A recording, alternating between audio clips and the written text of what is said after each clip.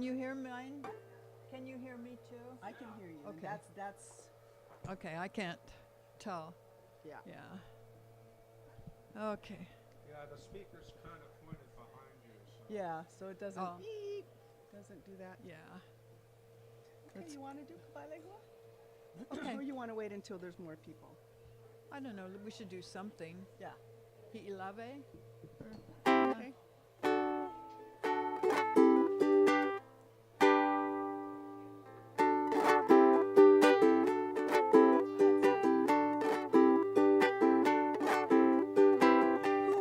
Kai kenea o hi'ilave, ku papalohi mai a o maukele. Haka kai kenea o hi'ilave, ku papalohi mai a o maukele.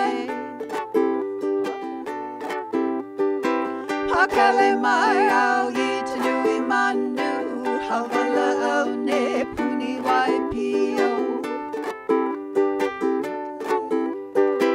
Pakele mai au i tanui manu, hawala au ne puni wai pio. A ole no wau e loa a mai, a hihi vai nyau no ke kuahiwi. A ole no wau e loa a mai, a hihi vai nyau no ke kuahiwi.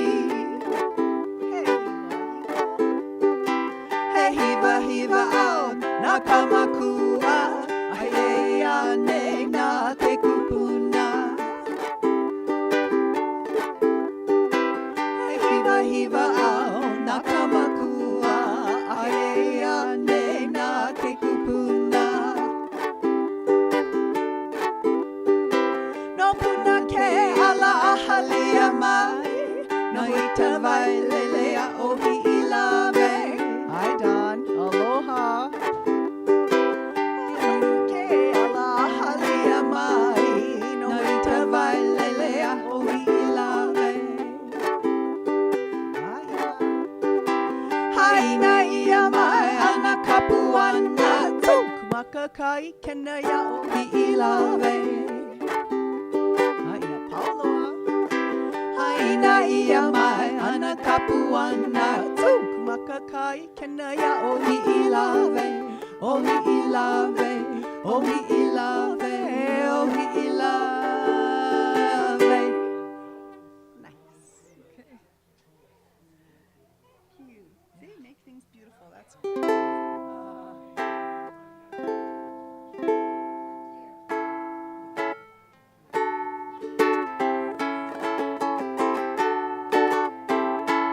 Hey,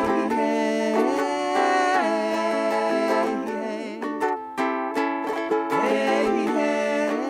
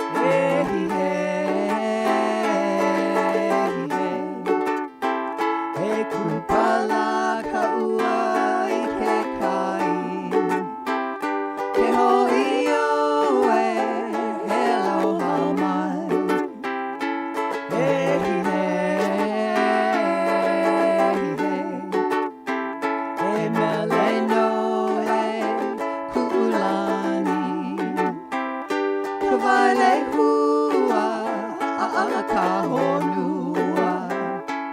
Hey, hey, hey. Hey, meleno, hey, kulani. Kavaile hua, ala ka honua. Kavaile hua, ala ka honua. Hey, hey, hey,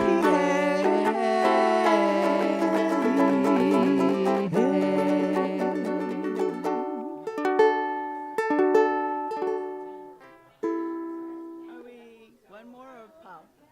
You know, I'm going to have to move the microphones back about Okay. Oh, on the other side of the bag. no worries. I got them up here. I got them up here too far. That would be better for us, 'cause then I can see her. Yeah, that's totally fine. Because I saw you guys standing on the mat. And Could you move the mat this way? Because I think it's further for Randy.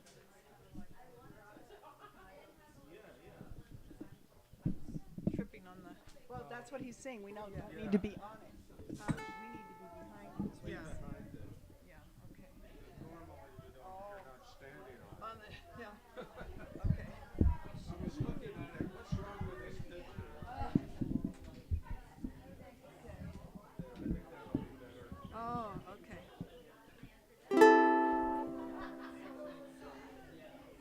The other thing is, well, we're already sitting here, but I'm used to you being on this other side of me so that I can see, so we can see each other, as opposed to me being like this and I Yeah. can't see your voice. Oh. You know It's what I a mean? better picture of the front. Right. And we did it this way because Randy's usually there. Usually He here. needs to see me. So Right. now, but when we play, you know, I we're thought- either, if we're playing, but you don't play anymore. So Yeah. like what I'm saying is what I'm doing is I'm singing like this. I can't. Yeah. And you yeah. know how we harmonize, when we're harmonizing, I like to look at you and get the voice together. Right, and right. I feel like I got to go, because I'm right eye dominant, so I can see like all this over here like this, but to see you, I have to actually turn my head to look back this way.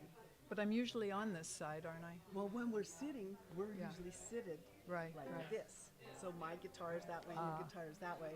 Right. So it's just kind of a weird thing. But I just noticing, because I keep trying to look at you and I'm going, wait a minute, wait a minute, Yeah. wait a minute. Yeah, so this, a love song, the Hawaiian lullaby, Island style. island style. We get singers, anybody want to sing, or if we don't want to do island style, well, that's it. That's One, it. 2, 3, 4. Yeah. Island style or not. Island style can be the swing, because then we go into the other. Uh-huh. Okay. Okay, we're about there. They're going to start any minute. So. Okay. Okay, you got your chair. I'm going to switch mine over here.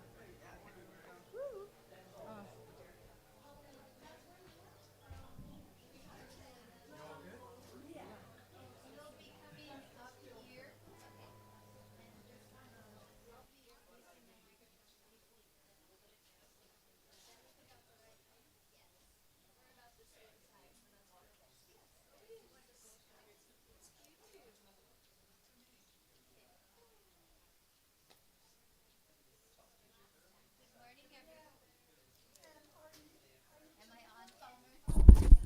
Testing, testing. Can't hear anything. Now try. All right. Oh, dear. Yes, I'm definitely on.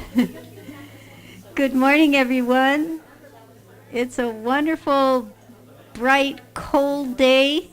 Well, cold by Hawaii standards. I'm sure anybody who's watching us by live stream from Chicago or New York, most parts of the United States would have a different concept of cold, but hey, some of us that live up in the hills were really loaded up with blankets and quilts last night to try to keep warm. So my name is Pasha. I'm the facilitator this morning. We have a wonderful group of people here to share their mana'o and their talents and energy with us this morning. We've got Vayana also known as Heather Reynolds, the main presenter. And then we have not one, but two musicians, Mahina and Christy. And if you were here early, you already have been enjoying their music, but don't worry, there's more to come. Okay, and so there's someone here who's celebrating a birthday. Now we're officially recognizing January birthday people next week, but I don't know whether she'll be able to be with us then. So anyway, she's offering to give us a gift for her birthday, which is the reading from Science of Mind to start off the festivities here. So Tallulah, will you please come up?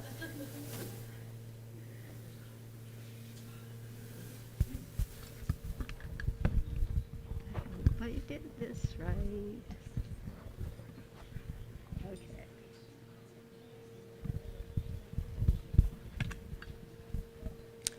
Aloha. Thank you. Never too late. Do the thing and you shall have the power, by Emerson's Essays. There is no place where God is not, from the Science of Mind. Following yesterday's thought, let's ponder what living longer lives can mean. For one thing, we know that it is never too late to discover new talents and new excellences. We all know those who engaged in a full work life and then took on the excitement of burnishing a talent lying in wait for them. There's no need any longer to wait for dusty death to find us. We can greet that time in our lives fully used up, so to speak. Since the mind we use is the mind of God, there is more to know and to do than we might ever imagine. We also know that if time and age take some skills from us, there are other skills to investigate. How many of us take on a course of study, perhaps a university, later in our lives? I did such a thing, only to discover that being around the freshness of younger people made me more curious than ever. Not only that, I found I was also of value to them, since I brought a different perspective. When was the last time an idea woke you and drove you out of bed in the early morning hours so you could capture it? When did an inspiration cause you to sharpen some techniques? It's never too late for that, is it? Our affirmation is, the divine good fulfills me, always has, always will, and I access it every day. The mind of God presents me with new possibilities. It is never too late to awaken more and better. Let's all say it together. The divine good fulfills me. The divine good fulfills me. Always has. Always will. And I access it every day. The mind of God presents me with new possibilities. It is never too late to awaken to more and better. Aloha. Thank you.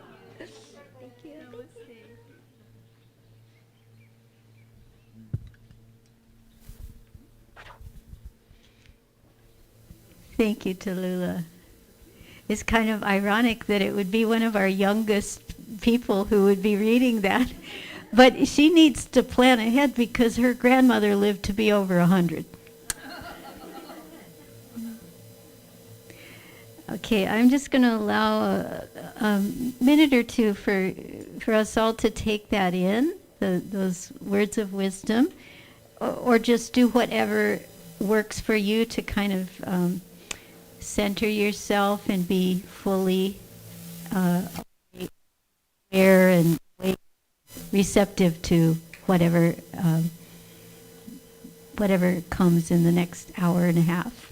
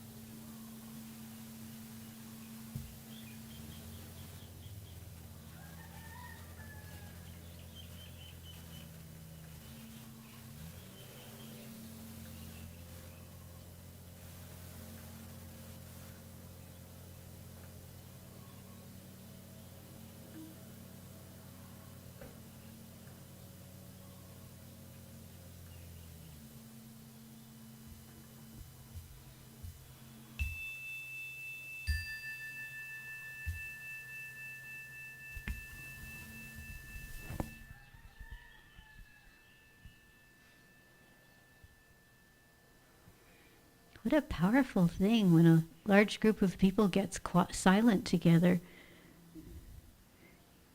It's not truly silent because there's the sounds of nature and the sounds of human activity, but still, it's an energy of deep inner quietness that we can create here. So let's see. I'm going to look at my notes.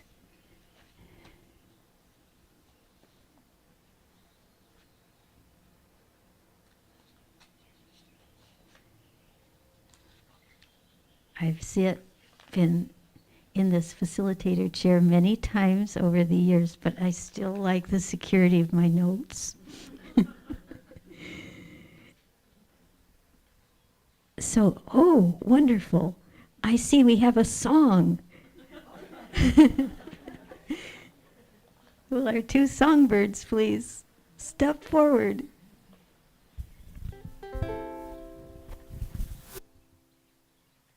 All right. Hello? Testing 1, 2. It's been a while since we've done this one, and I thought it might work today. You know, sing along, join in on the chorus, those of you who know it. You know, most of you will, some of you won't, but hey, revisit it.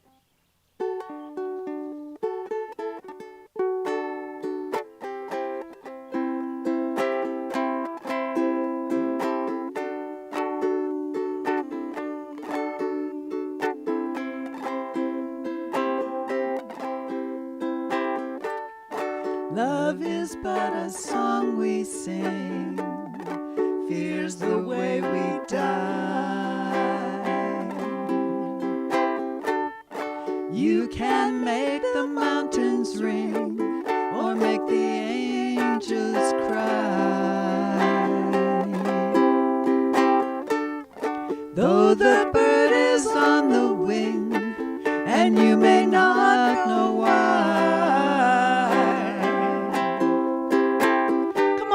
People now, smile on your brother, everybody get together, try and love one another right now. Some may come and some may go, we shall surely pass. When the one that's left us here returns for us at last, we are but a moment's sunlight fading in the grass. Here we go, everybody. Come on, people now, smile on your brother, everybody get together, try and love one another right now. That's how I hold that. Come on, people now, smile on your brother, everybody get together, try and love one another right now. If you hear the song I sing, you will understand.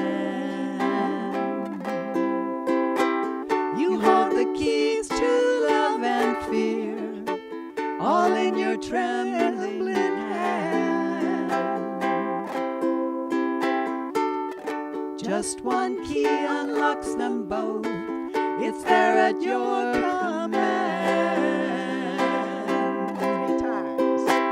Come on, people now, smile on your brother, everybody get together, try and love one another right now. Come on, people now, smile on your brother, everybody get together, try and love one another right now. One more time. Okay. Come on, people now, smile on your brother, everybody get together, try and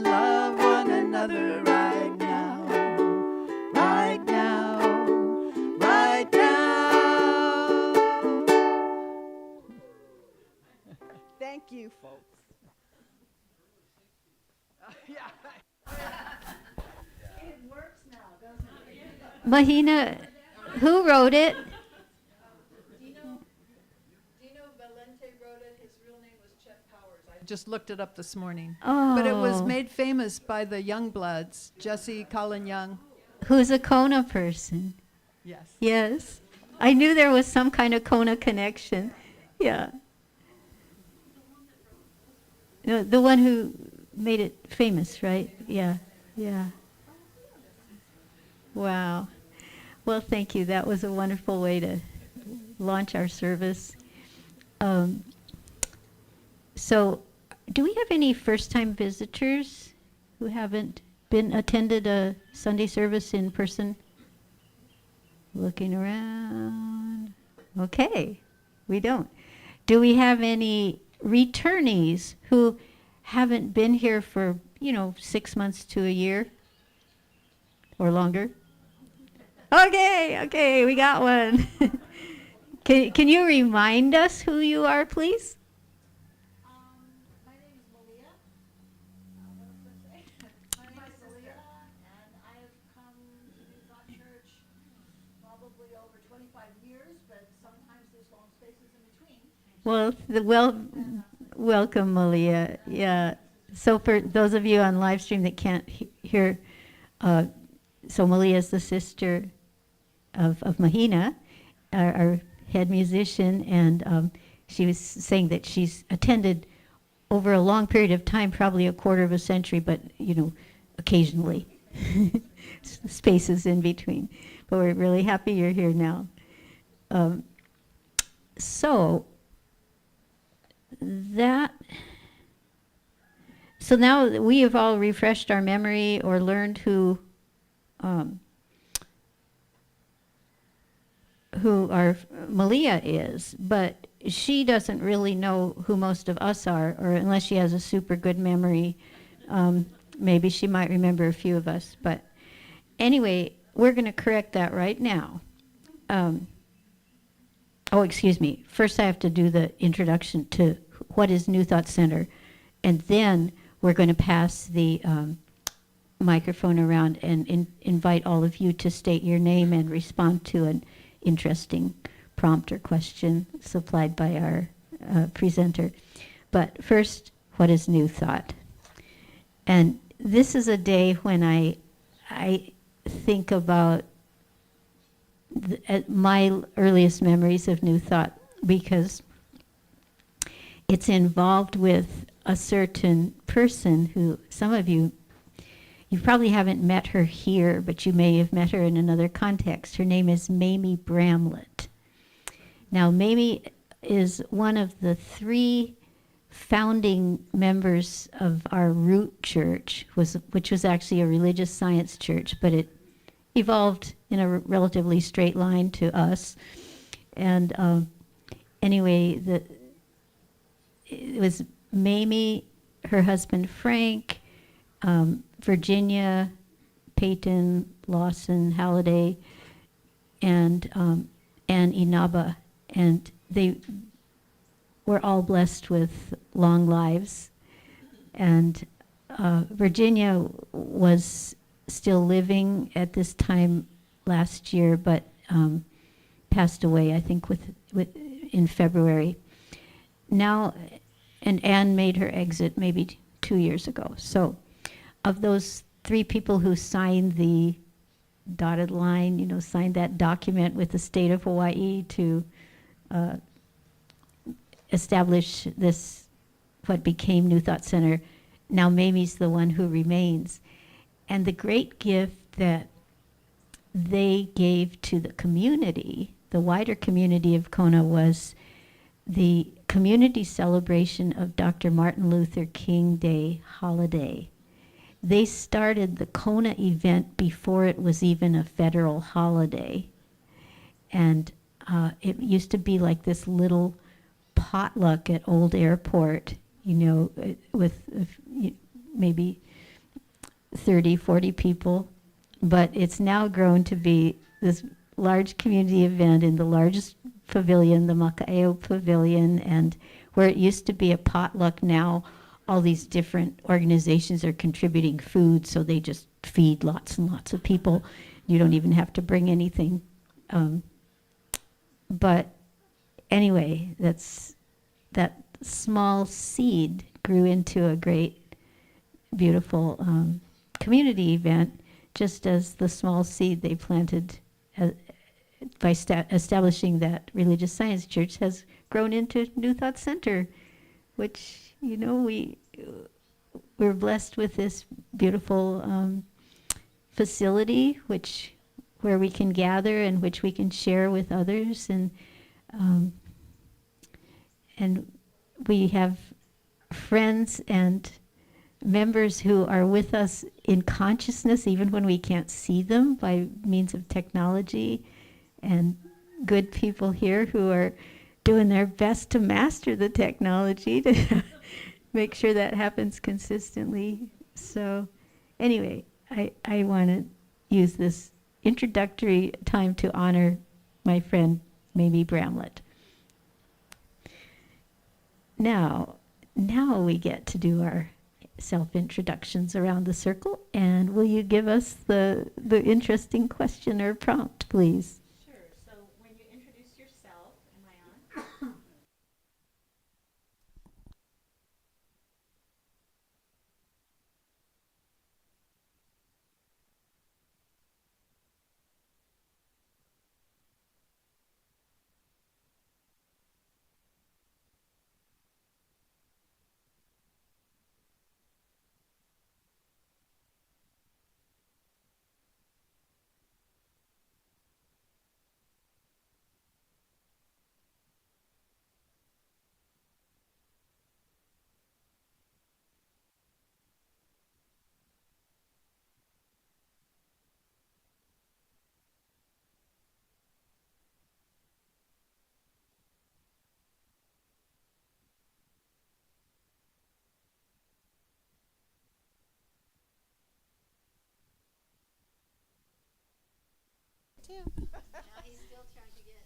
Hello, testing. Oh, hey, that worked. Miracles. We'll have to put that in the miracles part of the day. So I'm Vayana, and for those who didn't get to hear that, especially online, the question today is, if you were an angel sent to Earth, what would you be an angel of in 1 or 2 words? So say your first name, I'm Vayana, and then a couple of words, I'm an angel of, in my case, the ocean. Okay, I'm Pasha. What shall I be the angel of? Well, I think I'll be the angel of smiles.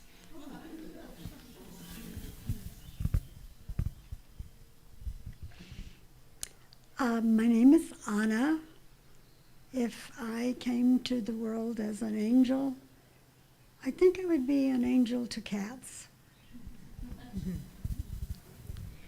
I am Elisha Leolani, and I am an angel of the earth and of all with short legs on the earth, like children and animals. Yeah, just that. Thank you. I'm Shayna. Guess it's not too spiritual, but I think I'd be an angel of getting stuff done.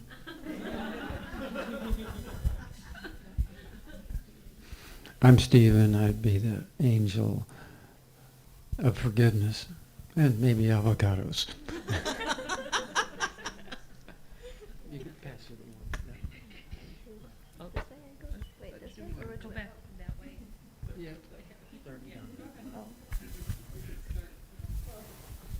I'm Tiare, and I would be the angel of flowers.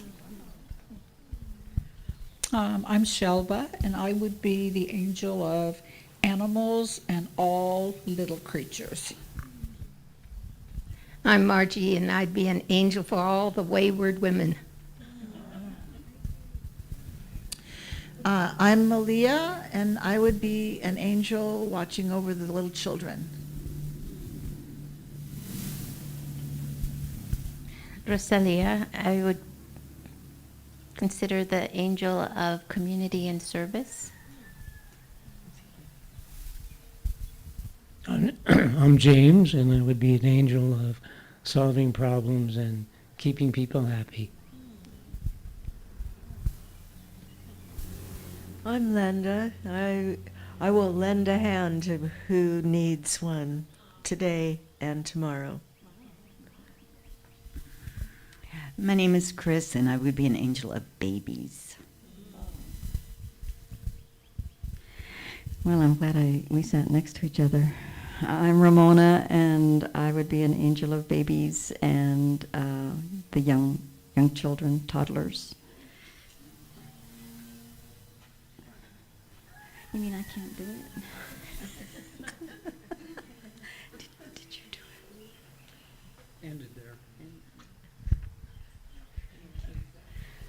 I'm Jeanette, and I would be an angel of love and nature. I'm Tallulah, and I would be an angel of energy, living things. I don't know. I'm Kathy, and I would be an angel of peace. Beautiful. Aloha, good morning, Jamie. I would say angel of the Aina and all creatures big and small. I'm Palmer, and I would be angel of, I can fix that. I'm Tony. I'd be an angel of love and peace, and specifically an angel for Reiki. I'm Don, and I would be an angel of resonant sound. I'm Patty. I'd be an angel of flowers. I'm Martha, and I would be an angel of global understanding. I'm Lloyd. I would be an angel of the garden. Good morning. My name is Reagan. Today I'm going to be the angel of lost keys and parking spaces. And fixing screen doors. I'm Jan. I believe I'm an angel of the earth. Put that one in a nutshell. Compassion for one, but I'm an angel of whatever you need right at the moment. So today I'm an angel of music. I'm Christy, and I would be an angel of peace on earth. We need it now.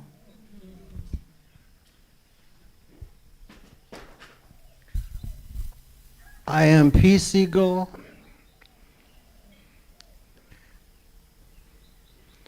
I would be an angel of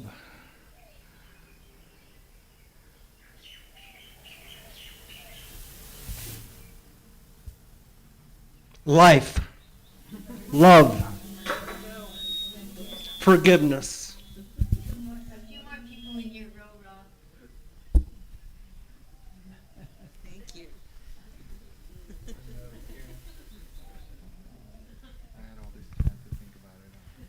Deanna, angel of love and healing. Hi, my name is Leo. And I guess if I had to be an angel, I'll be an angel of light so I can guide people out of darkness.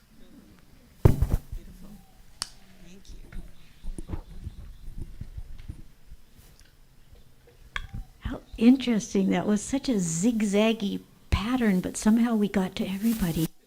But now for you, Vayana, can you... I'm an angel of the ocean. Oh, okay. We needed that. Yes. Wouldn't want to neglect the ocean. Okay. Oh, that was really fun. Thank you for such an interesting question.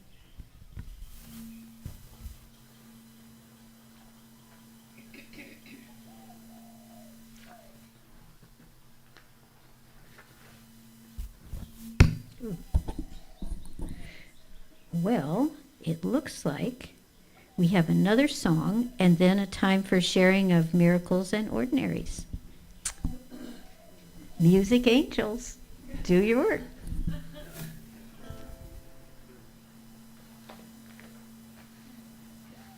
Revisiting some old stuff we haven't done for a while, but it's fun. And this is such a wonderful venue. It's always, everybody join in if you know what we're singing. Enjoy if you don't. Join or enjoy. Didn't plan that, but oh well.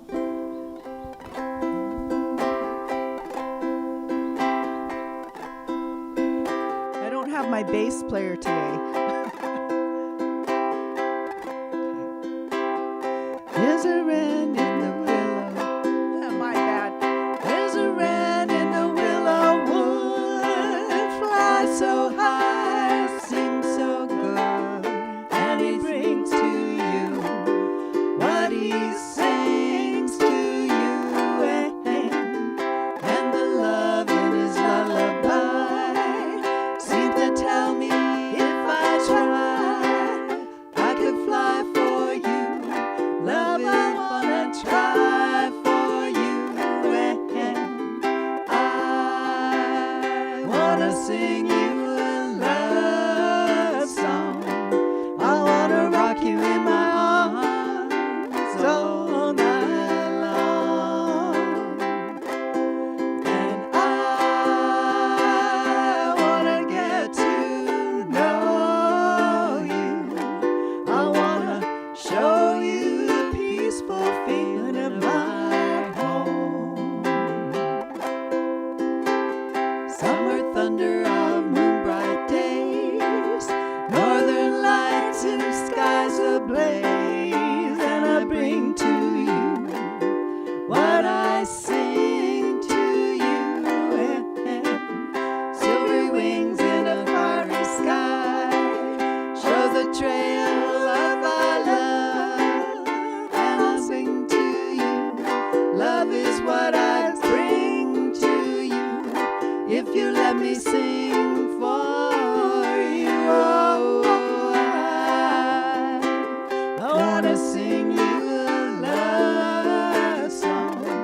I wanna rock you in my arms all night long, and I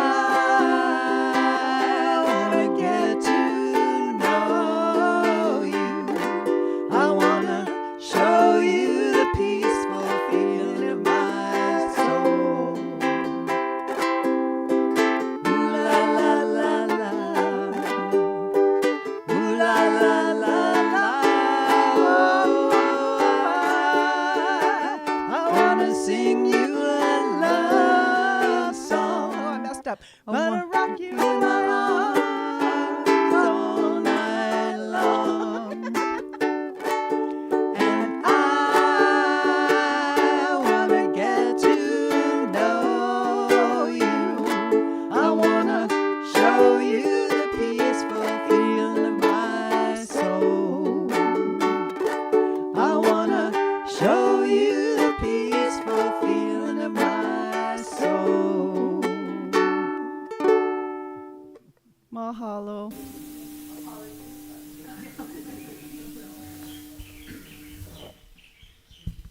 Wonderful harmonies. Thank you.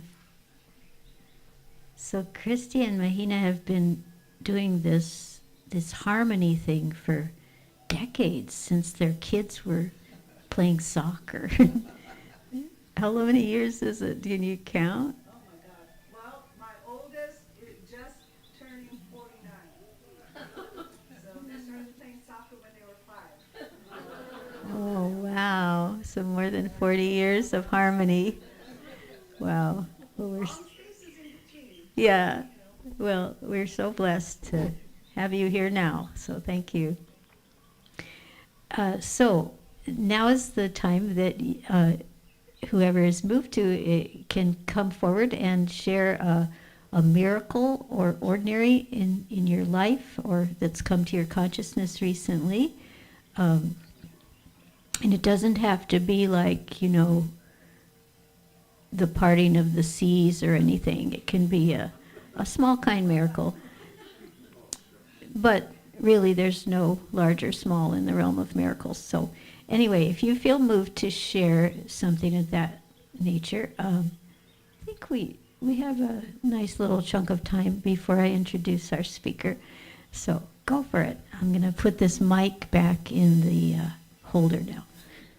That way, we want to include the people on live stream. If we didn't use the mic,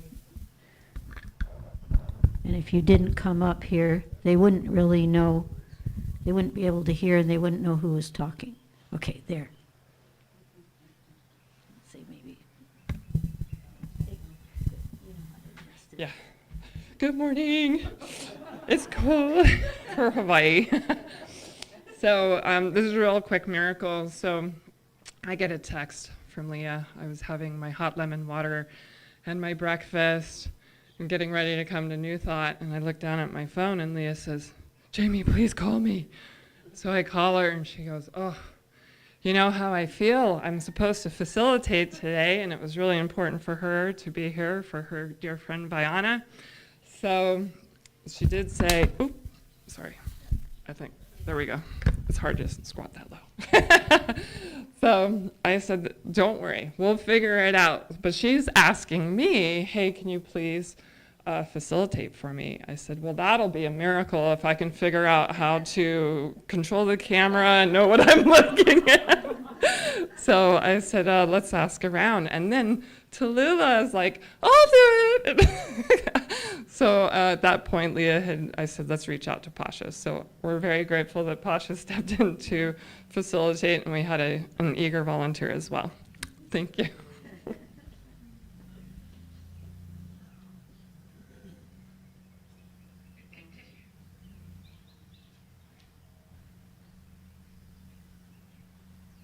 Good morning, everyone. Pasha, you look like you planned a month for this.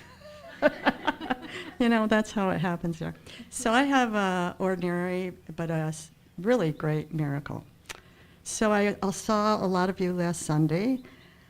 About a week ago, maybe a little longer, I heard my guru say to me, "I am always with you," but not like, we know God is always, Spirit's always with us, in us, around us, above us, below us, in front of us, behind, everywhere. But this was more personal.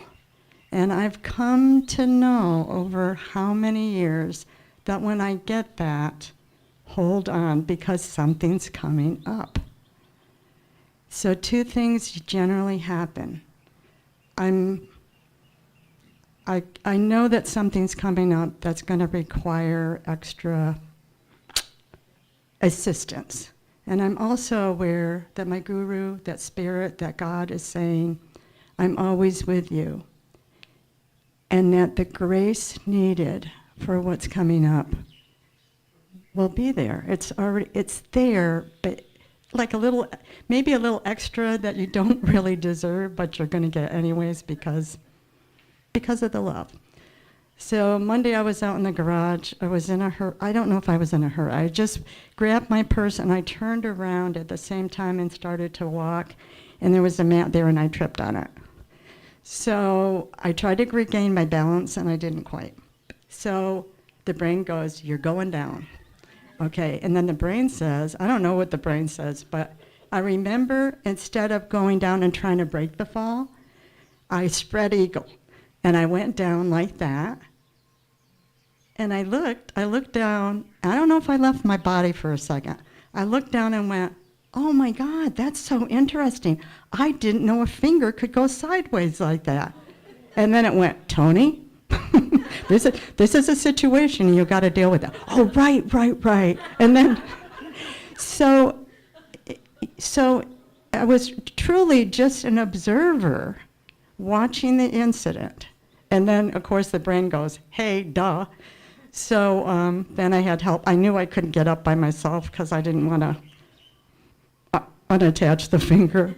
So Palmer's go, "Okay, my son and Palmer are going, you got to go to the ER." And I go, "I don't really want to go to the ER. Can I go to urgent care?" It's like, "Oh, you need to go." "No, take me to urgent care." So we went to urgent care. "Sorry, we don't do that." "Okay. Okay, you got to go to ER. Can I go to Waimea and go to the hospital?" They're like, you need to go." "Oh, all right." So I went. It's my first time there. So I went, And we had so much fun. It was great. The nurses were wonderful. The service was marvelous. We cracked finger jokes. Do you know there's a whole bunch of finger jokes online? Palmer was finding these jokes. We were laughing and laughing. And people were happy. I don't know if they're happy because we're laughing or we're happy because they're happy, but anyways, we were laughing. And then we ran out and we made up our owns, and we were cracking up. And I'm going, oh God, I hope we're not disturbing people too much.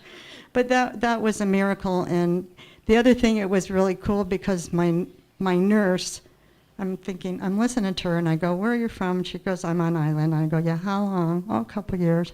Where are you from originally? She goes, Mississippi. And I go, I know. Y'all, I can tell that accent hidden under all the rest, because I'm in Mississippi half of the time. So, but I was very, very conscious that the potential was there for more severity, and that I definitely was blessed. Grace reigned, and I was protected and kept safe. So that's my miracle. And then the second thing, I ended up in the hospital, visiting 2 times in a week. So after no time at all. So it's been very interesting, and it's also very positive. Thank you. Tony, just to clarify, I believe you did end up going to Kona emergency room, right? Because I have a friend who's a former nurse at Kona Hospital, and she's a little sensitive. She feels like it sometimes gets a bad rap, and certainly some good things happen there.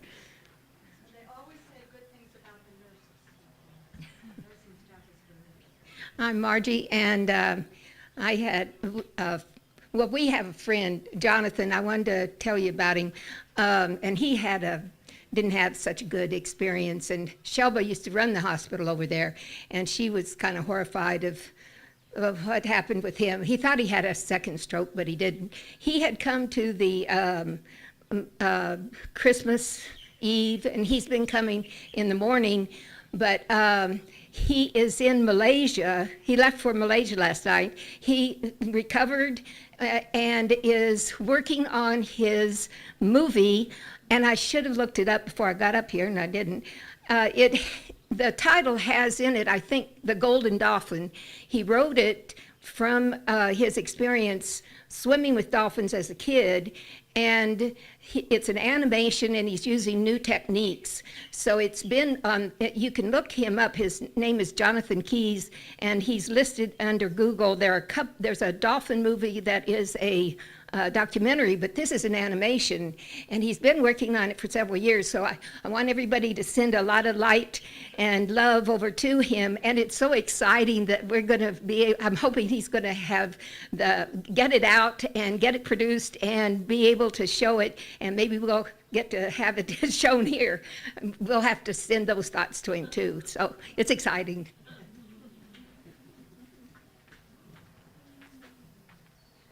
One last quick one. You know, my island adventures never cease. So I'm getting ready to go off island, and my big concern was that Linda has opened her beautiful home to me, and I can house all the accumulations I have, all the little things that have come into my life for me to care for. But my concern was that I wanted to be in Georgia in February for Diana's birthday, but celebrate hers first, and then return for her surgery. And I'm thinking, okay, everything's going to work out right and perfect. And as it turns out, it does, because her doctor doesn't have any openings until May. And I said, I'm leaving in February, returning the beginning of May. So just letting go and letting God. And that's my miracle.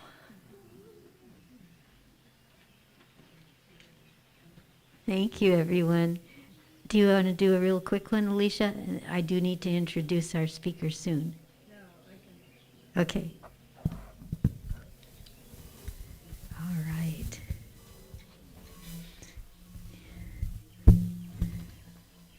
Well, I think I first met Vayana close to a decade ago. And she's an amazingly creative person. She keeps reinventing herself. And even now her seems like she's got these wonderful ideas, not just to reinvent her own life, but kind of new way of being for lots of people. But anyway, I'll read what was in the e-newsletter in case any of you didn't have time. Vayana Reynolds has spent decades inside systems of domination, fighting them, reforming them, and finally stepping out of them. As a woman who lived through daily harassment abroad, she personally experienced how fear shapes behavior. As a civil rights attorney, she saw how even justice systems replicate domination. As a probate attorney of 27 years, she has helped people opt out of domination-based legal structures.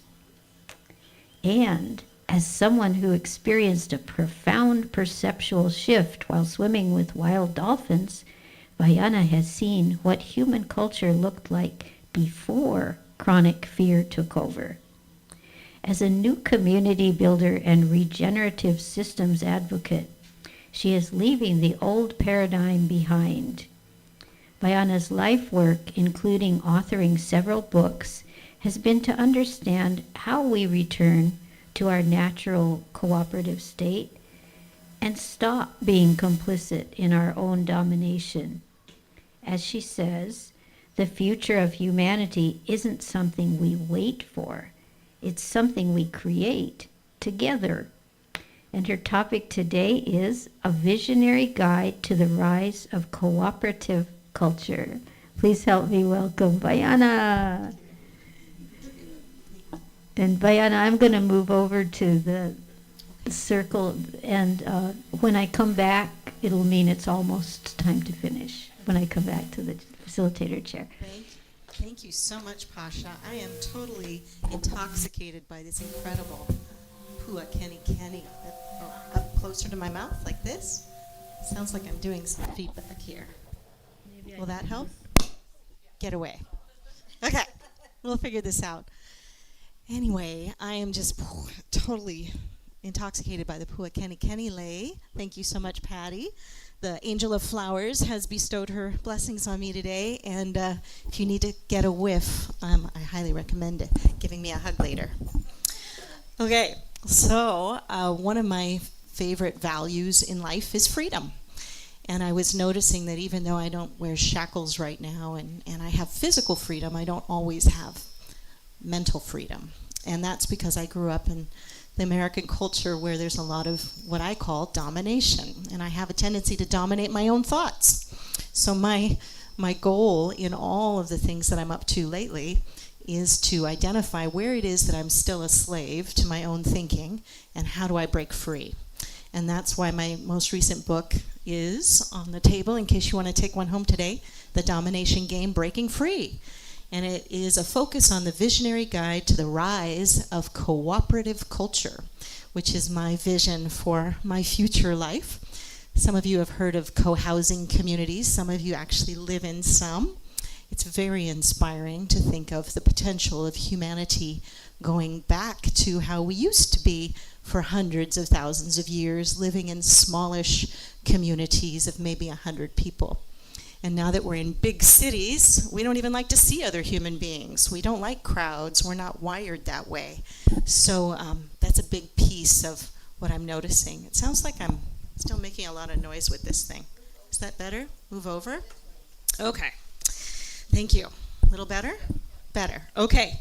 So have you ever wondered why being human feels harder than it should? We have more convenience, more options, more technology than ever. But we're exhausted, we're anxious, we're lonely, we're overwhelmed by conflict. And half the time the world feels like a pressure cooker and we're all just trying to survive or pay the bills. If you've ever felt like you're swimming against a current and you can't name it, you are not imagining it. There is a current, and you are living inside, like me, an invisible game, usually invisible. The game is shaping everything we struggle with. I call it the domination game, and it has only one rule. Someone has to lose. Now remember, I was trained as an attorney, so I know this game very well. The tragedy is this, that most people don't know that we're playing this game. So today I want to show you how I discovered the game, why humanity got stuck in it, and most importantly, how we get out. This is a hopeful story for our species, which makes me really happy because there's a lot of doom and gloom stories out there right now that I choose not to aspire to. So here's how it began when I was living in Istanbul at 19 as a Rotary International ambassador of our country for a year. And I every day was experiencing domination. And in that moment, it was in the form of sexual harassment, sexual assault, just from total strangers on the street who were very handsy-onsy, feely kinds of people. And that's a wonderful thing if it's welcome, but it's not so much fun if you weren't expecting it. So after a year of experiencing that kind of domination and being told that I need to not say anything, not do anything, because if I did, it would put me in more danger. So I played that game, and after a year, I came home really angry and decided to become a civil rights attorney. I was going to be the angel of protect the women, protect the children. And so I thought by becoming a lawyer, I actually learned how to pass legislation on federal legislation and how to be a legislative lawyer, and thinking, well, if I just pass more laws, then people will behave themselves. Or if I just enforce more laws and put bad people in jail, because obviously there's good people and bad people. And I must be one of the good ones on my white horse going in to use the legal system at the time to impose my will on everybody else's bad behavior. I know, so you guys are laughing at me. So it only took me, like a year practicing civil rights law to figure out that even when we won, the system itself was set up as a domination system. So even when we won, we were actually part of that system, and we were dominating someone else and telling them how they must behave. And if they don't, we put them in jail and so forth. So it didn't really change the culture. It didn't change anyone's heart. They just dug their heels in and became more racist or more misogynistic by going through the system itself. It was very, it's a bad system for human beings or living beings or flowers or children or anything. So it's the only system we have right now, so I'm not saying abandon it. I'm just saying it's not where I want to put my time. Because what I discovered was it felt like we were just putting a Band-Aid on a symptom rather than getting to the core of the problem. So that was my first experience, and then only when I came back to the United States could I see the invisible game, because I had never noticed it before, like a fish in water. I hadn't seen how the American system was doing some of the same stuff. For those of you who know, in Hollywood and so forth, in the Me Too movement, it was happening everywhere, but women, of course, were not talking about it. So instead of getting to the core of the matter, why do humans create societies that hurt each other?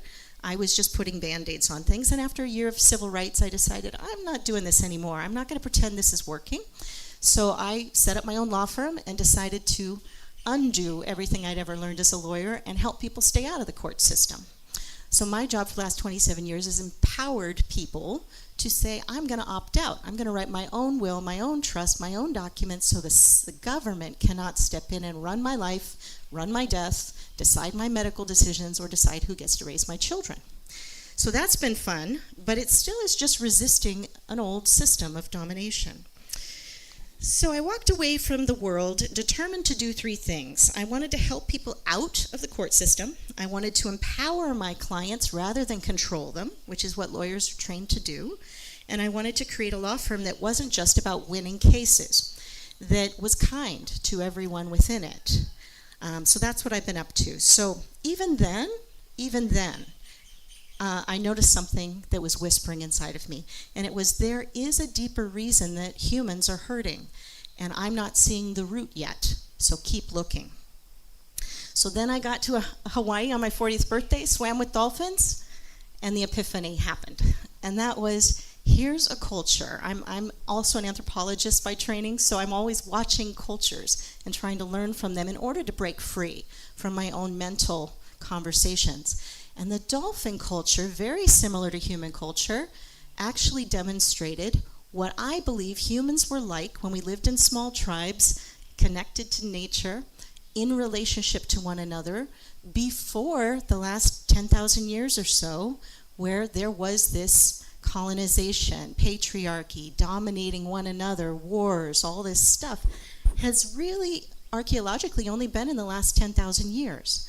The 95% of human society, we survived and became a really amazingly vibrant species because we are wired to cooperate. We're wired as social creatures to help one another. We're wired like dolphins to be altruistic, to be in relationship to one another. So this feeling that so many of us have that, oh, it must be our nature to be mean to one another and to control each other and to dominate and to colonize and to have war, I do not believe is actually our nature. I don't think that's what's kept us on the planet as long as we've been here. I think it is what has dominated for the last, say, 10,000 years, at least in Western culture. But if you still look at indigenous tribes, they are still living like dolphin communities because they are not responding from fear, chronic fear, survival mode, all of the things that create humanity stepping into maybe not, well, let me just say it this way. I think it's a cycle of domination that we're all part of and have been for hundreds, if not thousands of years, and we're not broken.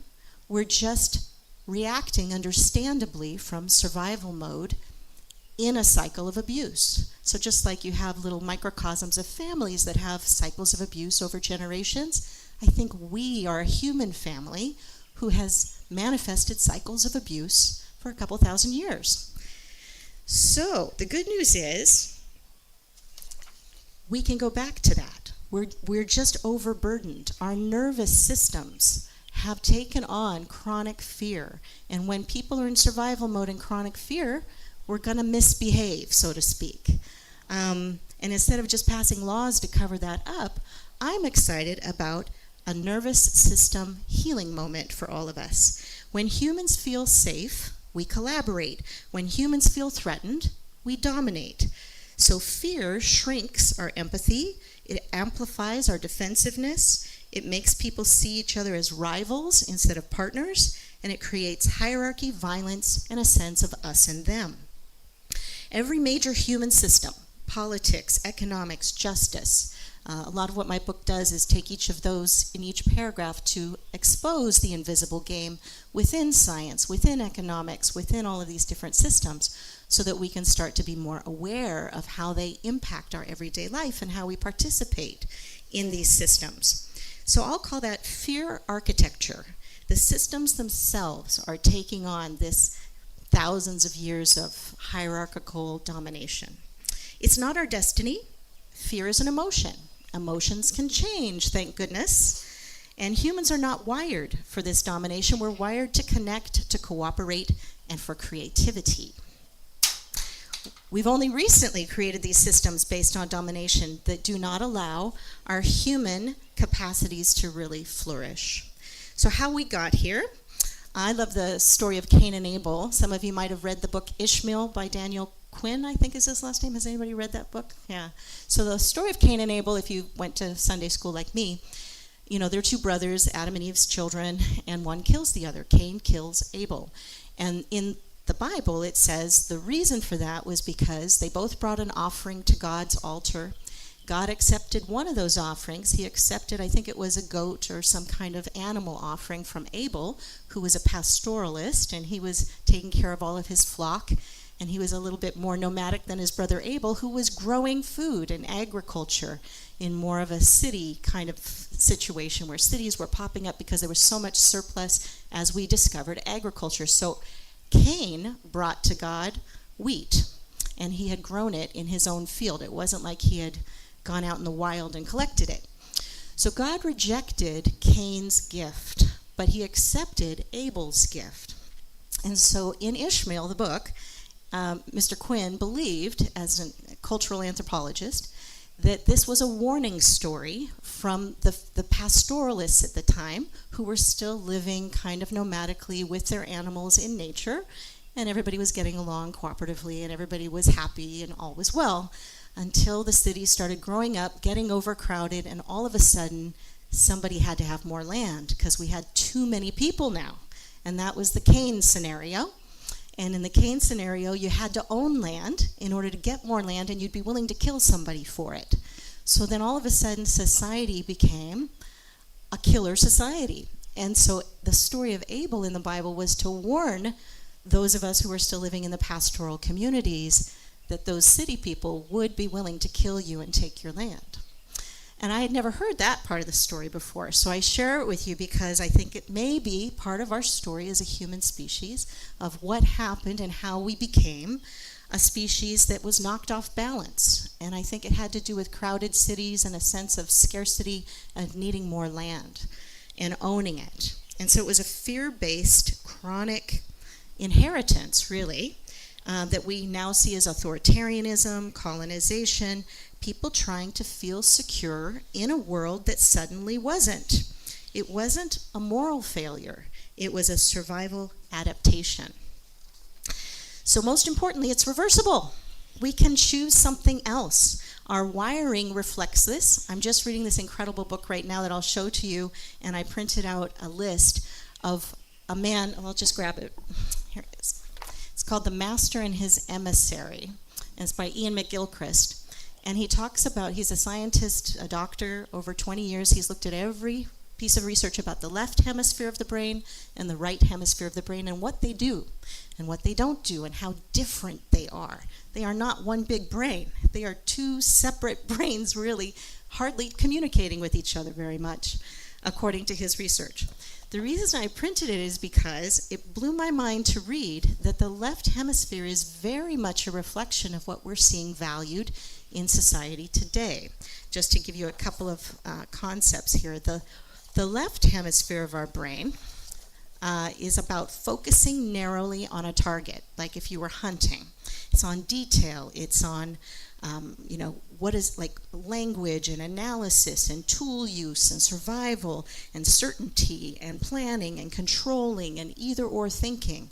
This is like the left brain is really good at surviving and getting stuff, and it thinks in a very limited way. But the right brain is all about seeing the bigger picture, context and meaning. If we have meaning in life, it comes from the right brain. It's about embodied knowing. We know things by touching and feeling and lived experience. It's about relationships. Our right brain loves metaphor. It loves art. It loves facial recognition, big picture and pattern recognition. So creativity usually lives in the right brain. Well, you might have noticed that society has a tendency to really benefit from valuing the left brain, especially when you have hordes of people. You have to count them, there has to be a census, you have to get their taxes, you have to have them pay things, and this is all left brain. Well, one of the wonderful things to notice is a lot of the right brain is now leaving our culture. We don't have as many museums, we don't have as much art, we don't value art. I wasn't allowed to be an artist growing up because how can you afford it? Who can afford to be an artist? You'd be starving, right? The starving artist. So I'm excited to hear that there is also this left-right brain hemisphere thing so that I can start to cultivate my right brain more and more, not just inside myself, but in the culture at large, recognizing that we can influence where we go in the future as a human species based on which part of the brain we decide to value and how they connect with each other and how they work together. And in his book, Ian McGilchrist is saying, as a scientist, he said, there's this old story about a master and his emissary. And the master is this wise man who has this wonderful community, and they all look up to him, and they come to him as if he were a king, and they ask his, wisdom, which is all right brain, by the way. And it's so amazing how wise he is that the community flourishes and grows. And it gets so big that he can't get to every little corner of his kingdom anymore, so he creates emissaries. He starts training his wisest people to go out and reach the masses. Well, the wisest, or I shouldn't say wisest, the best known emissary decides, this is a good gig. I think I'm smarter than the master.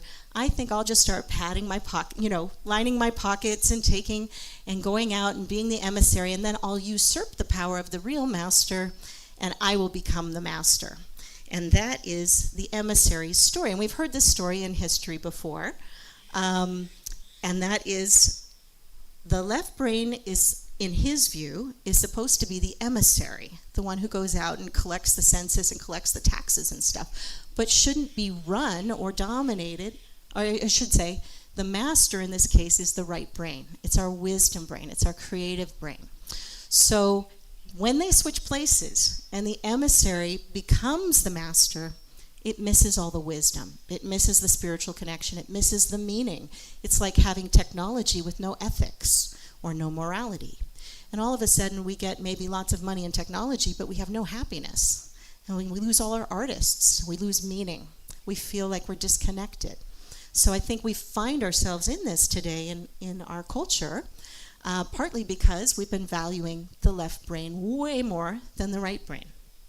And that means we can impact this. So I printed a bunch of pages of what to do to activate your right brain, and I put them over there in case you want to take them home, because it's really quite fun. Okay, so then I want to talk about the 7 conditions that could shift a civilization. Remember that the core here is if we feel safe, we act from compassion. We act from who we really are. If we feel chronically afraid, we are going to be just holding on tight in survival mode. So the more we can have a stable home, a sense of belonging, smallish communities that actually belong together and get together and talk and tell stories around fires and see each other's faces more than just on a telephone screen or a chat. The more we can have environments that soothe us rather than overwhelm us, when emotions are understood rather than feared, when justice repairs instead of focuses on punishing people. So one of my favorite places on the island, or in the world actually, is this place of refuge, because it stands for transformative justice, not punitive justice. We're all so used to getting justice by punishing someone, but it doesn't heal anything. It really doesn't. So if we could just heal those of us who are misbehaving, then we can come back to society and be really wonderful, make contributions to each other. We can have wholeness again. That is a totally different paradigm than dominating someone and punishing someone. We can reconnect to the earth. Many of you are angels of the earth, I heard today, and we definitely need more connection to earth. So if we can do those things, if we can start to calm our nervous systems, we will be cooperative, creative, joyful, generous, and wise. We will be tapping back into who we really are, in my view. We'll become true humans again. So, building the community our biology longs for. Human flourishing doesn't require us to fix the entire world, thank goodness. It just requires us to rebuild a scale of the world that our nervous systems were actually designed for. Humans evolved in these small, supportive, interdependent communities where everyone had a role, resources were shared, we knew we belonged, and where survival wasn't some distant institution that was feeding us water or grocery store food or something like that. So, in those communities, in these smallish villages, which I think I came up with a word for, new village thinking, that's what I'm calling it. For example, Gandhi, now Martin Luther King is day tomorrow, so I want to honor Gandhi too. He taught 350 million Indians nonviolent freedom for themselves from British domination because he understood that domination thrives when people are dependent. Cooperation thrives when people are sovereign. So I like the concept of sovereignty in community. And that's why he built model villages, Gandhi did, before he ever built a movement. He created small villages where people would have that sovereignty. Because only there, then, when the fear dissolved, dignity returned, and domination lost its power. The same is true for us today. When we reclaim our local access to essentials of life, we remove the conditions that allow domination to occur or to take root. When our water comes from something other than a fragile, centralized system, when our food grows within walking distance, when energy is generated from our rooftops instead of private monopolies, when our sanitation and waste systems are decentralized, when our community needs are met locally, then people relax. Our shoulders soften. We help one another. Creativity returns. Belonging returns, and wisdom returns. Humans remember who they are. This is not utopia. This is our natural biology. The path forward, New Village thinking, requires the suggestion for some of us who might be interested in creating that kind of softening of the human experience, would look like micro-communities, intentional circles, regenerative neighborhoods, and locally sovereign systems that lower the fear and increase our resilience. A place where ideas are welcome, everyone has a role, your gifts matter, your voice is heard, your needs are met locally, your community is your safety net, and your creativity has space to unfold. You don't need permission, you don't need a foundation grant, you don't need a government program. You can begin exactly where Gandhi began, with a few people around a table agreeing to build something small, local, intentional, sovereign. This is how domination ends. Not by fighting it, but by removing the conditions that it requires to survive. Why this matters. If we don't shift, we're going to see more polarization, not less. More mental illness, not less. More loneliness, authoritarianism, ecological collapse is what we're seeing more and more. It's a world of frightened humans creating frightening outcomes. If we waste our time merely resisting that old paradigm, instead of actually creating an alternative one, we will miss our window of opportunity. But if we do shift, we remember that the best parts of ourselves, we can courageously build a civilization based on ease instead of fear, belonging instead of isolation, repair instead of punishment, beauty instead of efficiency, collaboration instead of domination, and human potential instead of mere survival. We step into our next evolutionary chapter, one defined not by fear, but what we can imagine. I believe the future of humanity will be found mostly in these small regenerative communities. Domination ends the moment we stop feeding it with our compliance. It only survives because we participate in it. And the moment it stops being invisible and we start opting out, then the old paradigm collapses, all on its own, since it was just based on a lie. Since the domination paradigm is actually a distortion of who we really are, merely a symptom of intergenerational trauma, and the biggest cover-up ever disguising our true nature, we have a healthy anger emerging that can be channeled into passion to embrace our gifts, embrace our dignity, and stand courageously in the truth of our nobility. We belong here as one noble expression, a diverse garden inside an ecosystem that needs more gardeners. This movement has already begun. We are never alone. So gather your people, start your circle, bloom where you're planted, and help humanity remember what it really is. The other thing I wanted to share in this regard before I complete is an image that I didn't get raised with. I was raised with just the Lord's Prayer, Our Father who art in heaven, hallowed be thy name. But I never knew that there was another half to that prayer, Our Mother who art the earth. So I brought you a copy today, and I put it over there in case you would like to take one home with you. This was lost in the Dead Sea Scrolls with the Essenes and all those wonderful people way back when, and somehow got left out of the Bible. I don't know how that happened. So here it is. So, Our Mother, who art upon earth, hallowed be thy name. Thy kingdom come, and thy will be done as it is done in thee. As thou sendest every day the angels, send them to us also.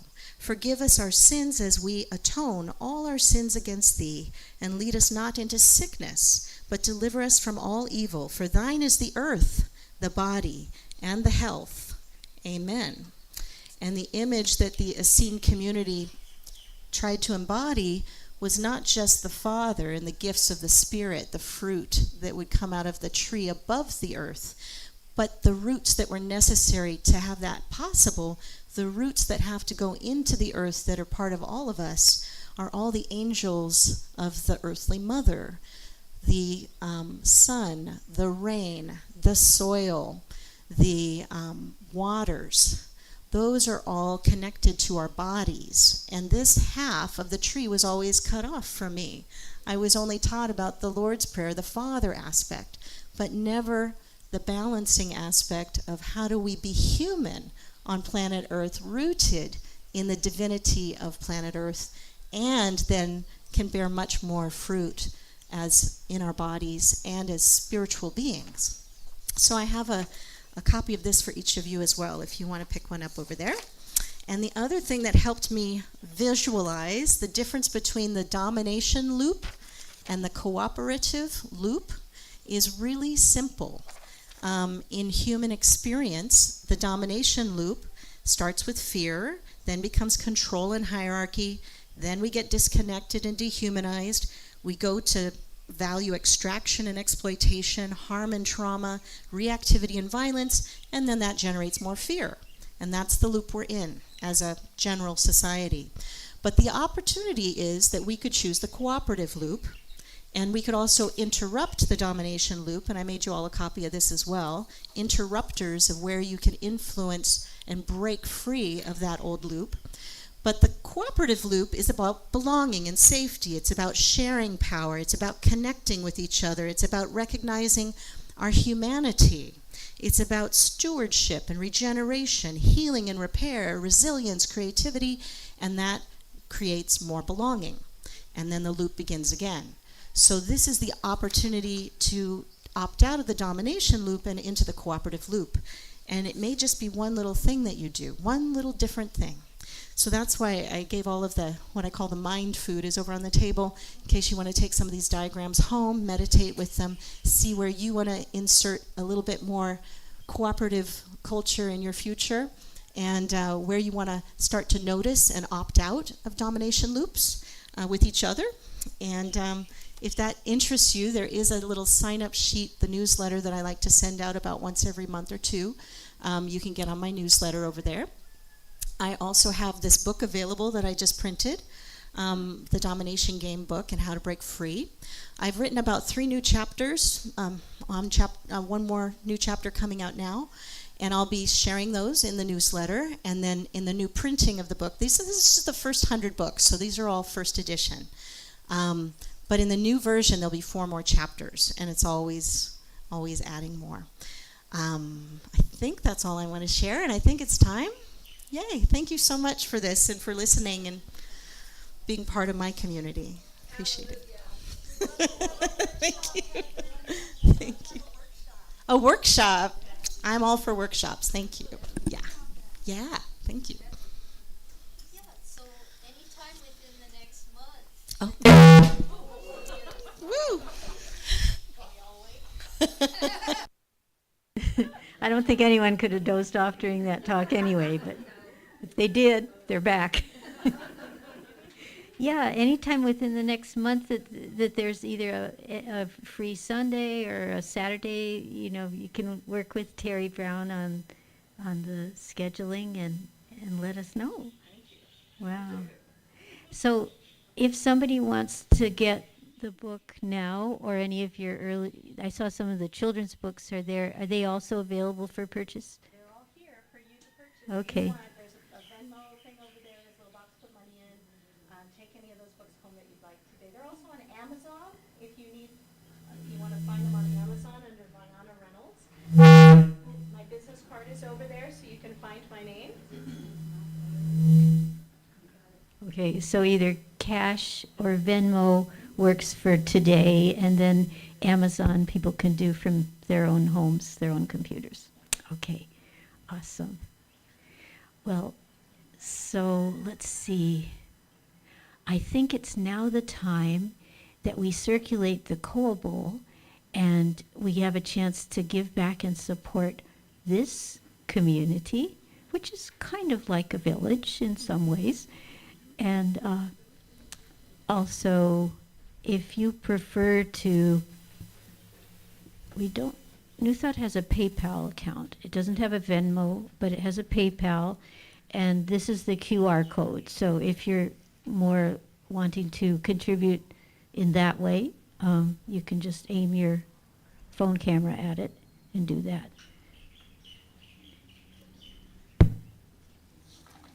So as the Koa Bowl is circulating, we will enjoy some lovely offertory music from Mahina and Christy.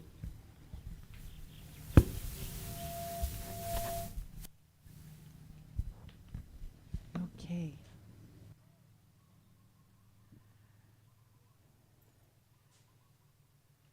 So, Lou, well, the song just speaks for itself and to our community. And again, feel free to jump in anytime.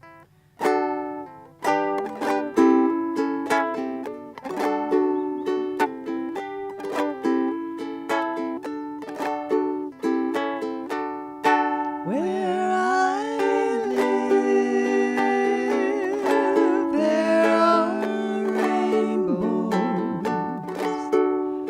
and life in the laughter of morning and starry nights. Where I live, there are rainbows and flowers full of color and birds filled with songs. There you go. I can smile when it's raining and touch the warmth of the sun. I hear children laughing in this place that I love. Where I live, there are rainbows and flowers full of color and birds filled with song. I can smile when it's raining and touch the warmth of the sun. I hear children laughing in this place that I love. Where I live, there are rainbows with life in the laughter of morning and starry nights. Hawaiian lullaby. Thank you. Beautiful. Chris is helping to shepherd the Koa Bowl around to make sure it reached everybody. Thank you, Chris. Yeah. Yeah.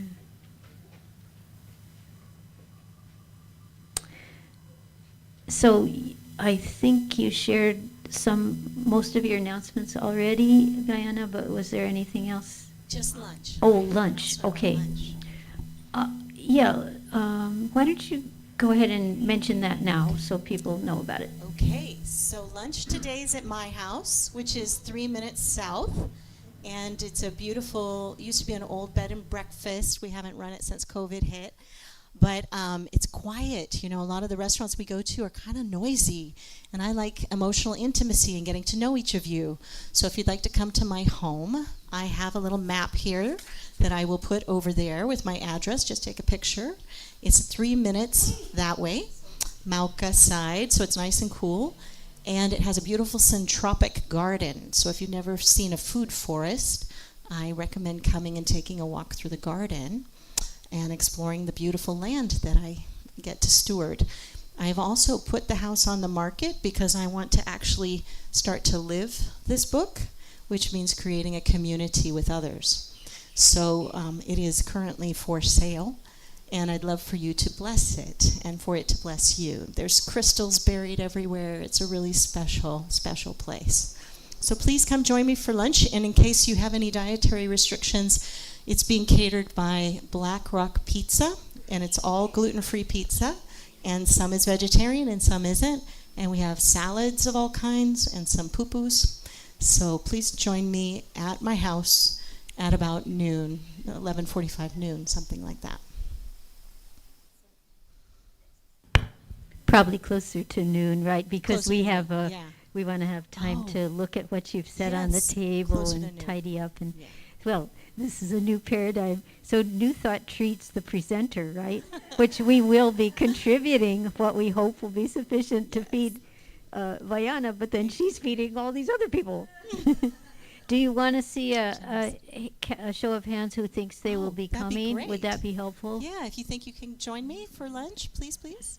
Just Okay, an idea. We've one, got two. plenty of food Wait, for so everybody. keep your hands up because she made a preliminary order, but she might have to change Yeah, things. no, it's plenty. Okay, 1, 2, 3, 4, 5, 6, 7, 8, 9, 10, Great. 11, 12, Great. 13, 14, 15. I think we're looking at 20. Is that okay? That's awesome. And there's room for them to park? There is. It's a circular driveway with lots of parking, but and we can also park outside, on the streetish area. But my request is please don't drive on the lawn. We are trying to keep it beautiful. But that's it. And There's maybe lots of parking. if you saw someone else, if a few of you could carpool, then that would mean less cars to figure out the logistics of. Well, that's amazing. Thank you. Thank you. Yeah. Okay. Now, in terms of New Thought announcements, well, there's one thing that's really not an announcement, but I just feel like it's important to mention it to the community. It's about Charlie Olden. So Charlie's the partner of Terry Brown, and he, until about a month ago, he would be here. He didn't join New Thought for a long time, but then he finally did. So he was a member of New Thought, and he made his transition on January 9th. He'd been dealing with cancer, and Terry, who was trained as a nurse, was doing an amazing job of caring for him as his body was letting go.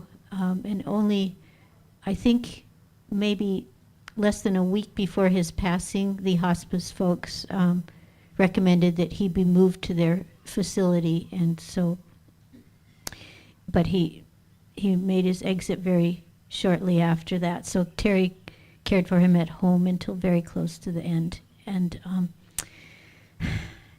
the end is not really the end, of course, but it is a challenging time for her.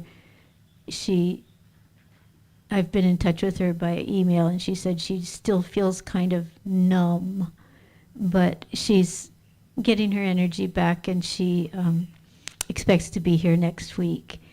But we started a sympathy card at the board meeting this week, and it's on the long table at the Malka end of the table near the pine cone. So if you want to add your name to that sympathy card, that will be nice. And Stephen, would you be able to deliver it after today? No, I mean after today. Okay, so I know you've been keeping pretty close tabs on her and being very helpful, so thank you.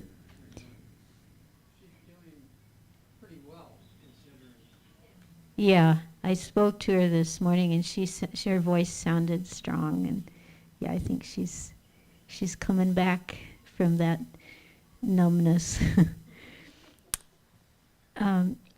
So, New Thought announcements for this week. As you know, who are here, we meet in person at 10 a.m. Sunday mornings, and if you can't come in person, you can tune into the live stream, and as soon as the live stream is over, it automatically becomes a video and we use YouTube for that. So there's a New Thought YouTube channel. We offer free childcare. We haven't had a lot of takers recently, but we're hoping that will change. We'd like, since we don't have a regular clientele, we ask for a reservation by the Friday before that Sunday to be sure that we do have someone on duty. With all these people being angels of babies and small beings, it seems like we ought to be able to manifest a few children. Okay. Next 3 Sundays, we've got on the 25th of January, we've got Sheila Gallion, A Soft Doorway to a Sanctuary Within, with music by Jean-Pierre Thomas. The following Sunday, the 1st of February, Anna Gensel will be presenting. Her topic is Staying in Tune with Our Soul Dance to Live Our Deepest Joy, music by Jean Love. The following Sunday, the 8th of February, Michael Sudman will be speaking, A Pilgrimage Journey to Paradise to Find Yourself, with a music by Doug Kinnear. Michael did do the pilgrimage El Camino de Santiago in Spain, so I'm sure he'll share some actual experiences and some insights from that. It was within the past year that he did that. And the weekly classes, we have on Mondays, Jinan Wang continues to teach Tai Chi and Qigong, all levels, from 4:30 to 5:30, $15 per class. Also, from 4 to 4:30, he offers long-form coaching for advanced students who want to learn or perfect some of the other additional forms besides the 8 basics that he teaches in the main class. That's just $10 for it's actually a pre-class rather than a post-class. And the people who come for that can either just do that or they can stay for the additional main class. The Wellness Wednesdays are starting up this week. That is Star Root. She was doing the third Thriving Thursdays in 2025. This year, she's going to be doing Wellness Wednesdays from 4 to 5 in the Honua room. And the first one will be kind of special because it will have a New Year's theme. I'll share more about that in a little while. But she's committed for 3 consecutive Wednesdays. And if there's a good response to that, it may become another weekly class. That's what we're hoping. Okay, monthly events. We have our end of the month potluck next week, the 4th Sunday on the lanai, promptly after service. So you can, start thinking what wonderful food creation you want to make or buy, or and be sure to bring a good appetite to appreciate other people's contributions. Crystal Bowl meditation is the 2nd Sunday. That's from 9 to 9:30 prior to the main service. The next one will be happening February 8th. So 3 special events are on the calendar at present. I'm considering that Wellness Wednesday as a special event because it does have a New Year theme. It will be a special program to thank and release 2025 and set intentions for 2026. It will include Reiki, meditation, and mantras, maybe a few messages from angels. Star Root is quite attuned to angelic energies. And $20 suggested donation for that. On Sunday the 25th, that's next Sunday, Sheila Gallion will be offering a 3-hour workshop. She's she's a trained, certified hypnotist, as well as a number of other gifts and skill sets she's acquired.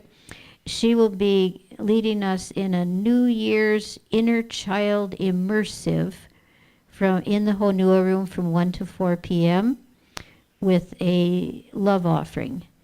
And all of these special events, there are flyers on the bulletin board. So anything that catches your fancy, you can take a picture of it with your phone on your way out today to be sure you have all the information.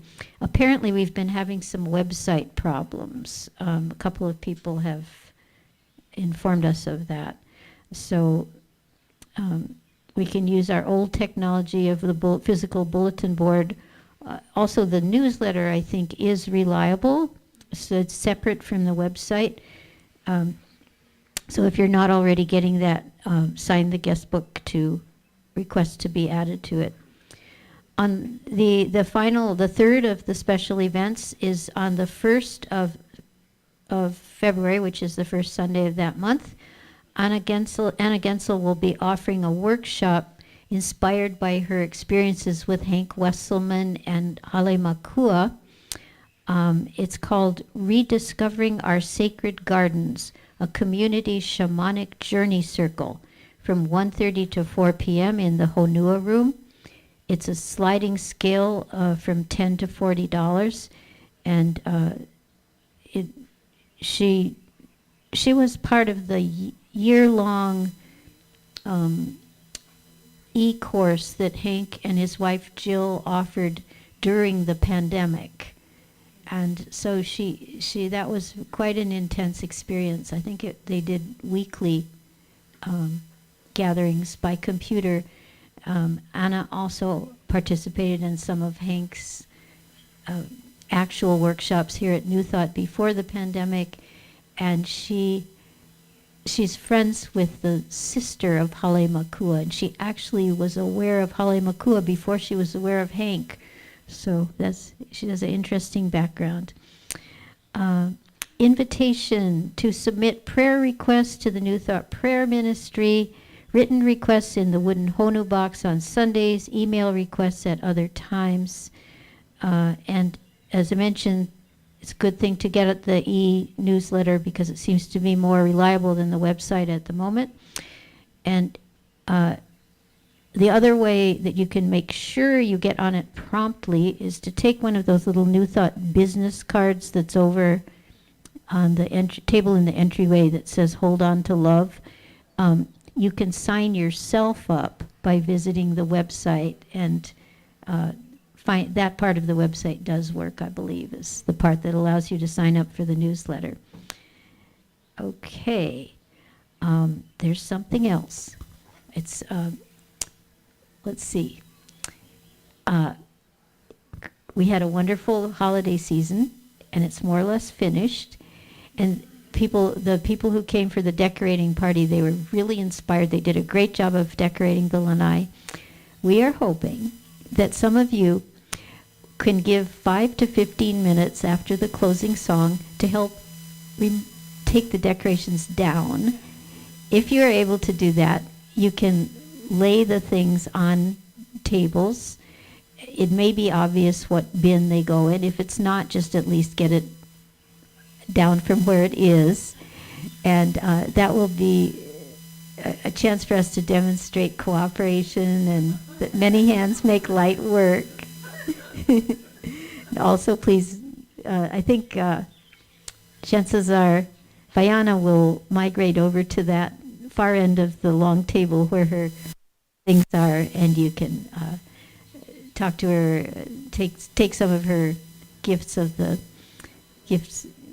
for our minds and spirits, and buy a book if you want to, and yeah. And then to get to your house, it's only 3 minutes, so so we have a little bit of time if you're planning to attend that.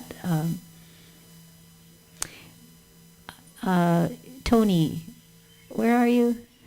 Did you find a card for Henry?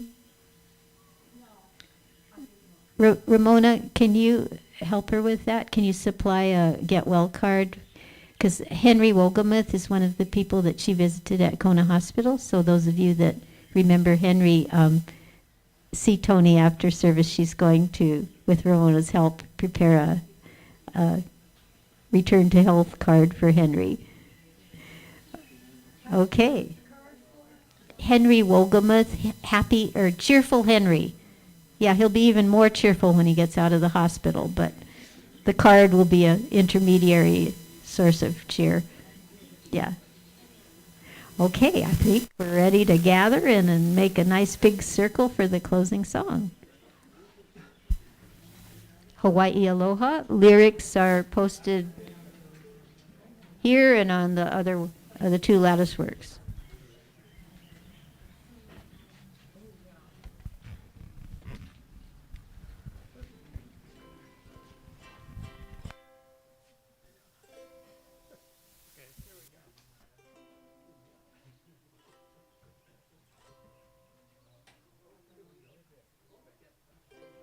Oh, well, we can hear, right?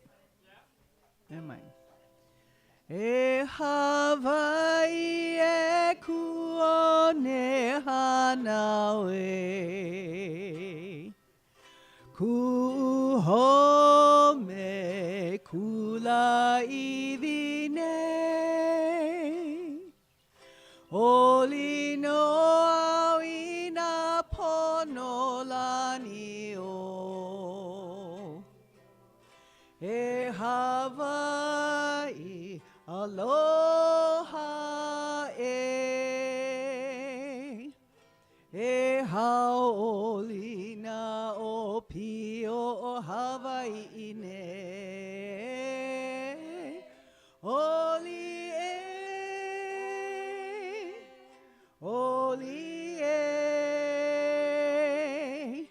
Mai nau ahe makani e pa mai ne Mau ke aloha no Hawaii E haoli na o pio Hawaii ne Oli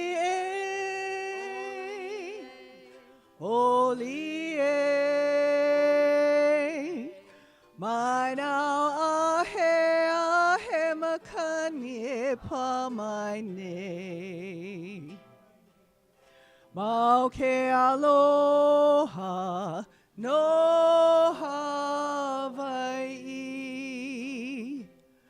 Mau ke aloha no Hawaii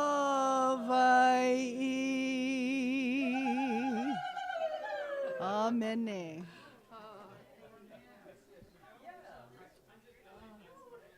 So you're going to go